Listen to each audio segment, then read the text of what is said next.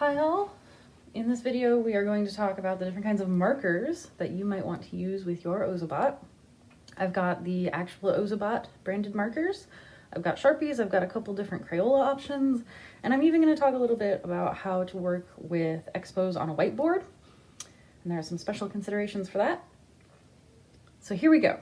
First up, let me just say, the markers that come with the Ozobot are the best markers for the Ozobot.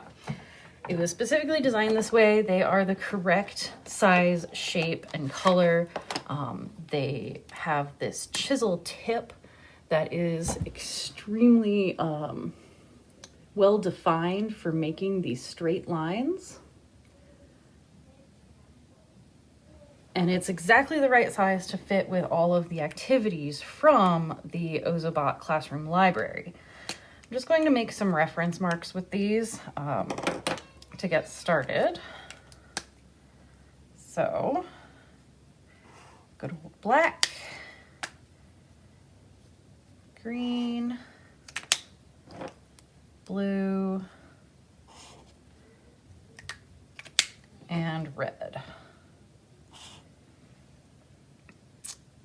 That is the basic set of 4 colors for the Ozobot markers. Now, lots of other markers will do, but if you're buying in small quantities, then the Ozobot markers are really the way to go. They come in 4-packs. The 4-pack is $6 at this time. The 4-pack is either all 4 colors or all black. So if you're buying for small quantities, that really is the way to go. But especially for my classroom teachers in the audience, that might not be sufficient. You might need to buy in bulk. You might have brand requirements for your school or district. And there are some other considerations there. So when you're buying replacement markers, you might want to do something like a Sharpie. And I've got a whole bunch of different Sharpies here. And there's a couple different concerns with Sharpies. In my stash, I only had this for my red, and you'll see that it is the fine point tip, which can make it a little more difficult to draw a wide line, but you kind of learn over time to hold it sideways to make the mark. And it's a little bit narrower than what comes from the Ozobot marker or the other chisel tip Sharpies. So trying to deal with that requires a lot of precision, but it can be done. Let's see, I've got a couple of different blues here. And my experience is that the blue, like standard blue for Sharpie, is way too dark. This blue, it's a slightly lighter blue. That seems to work a little bit better. I also have this one in a different tip. It's a chisel tip. So let's look at the difference between these 3 tips. I've got the fine point, the chisel, and the king size. King size works great actually if you turn it to the short side of the chisel. So I was very pleased with the mark it made. This one turned out to be the easiest to handle and use. It just made a slightly wider line than I like, but the bot was able to follow it okay. And the color of this one was by far the superior blue for the bot to recognize. There's a similar story with the green. Here, let me show the greens. This is the standard green Sharpie, and it is, again, too dark.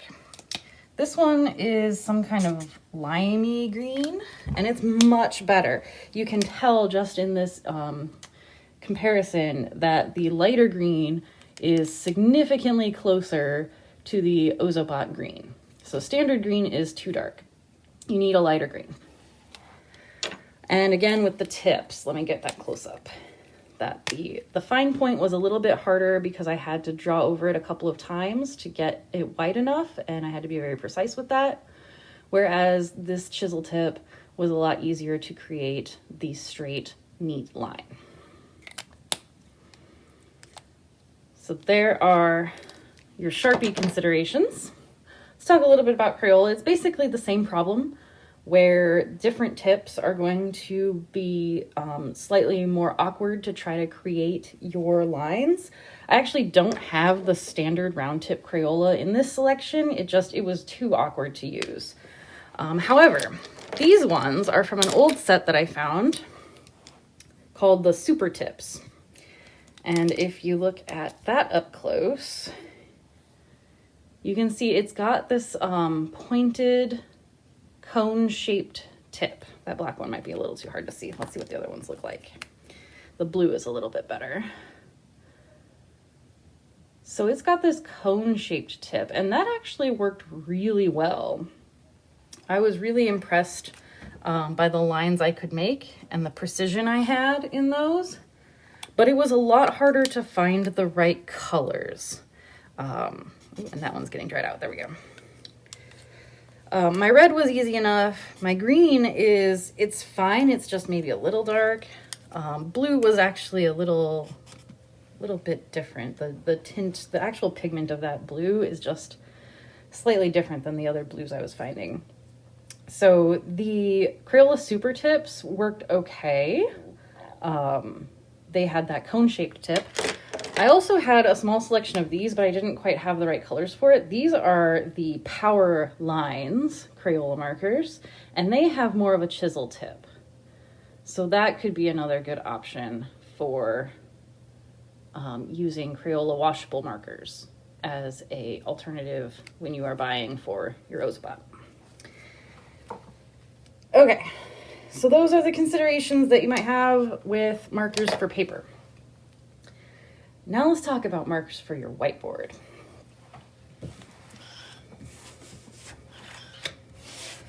I was thrilled when I saw that the colors are a pretty good match to the standard Expo 4-pack of black, red, green, and blue. It's essentially the same color set as the Ozobot markers, and the colors are close enough.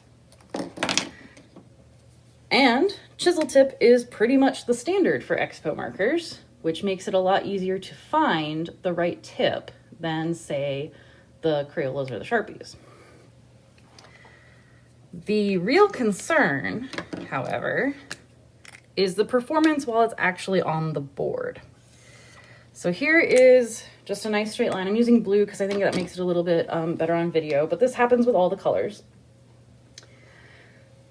That once you have drawn and you send your bot along the line, something unfortunate happens.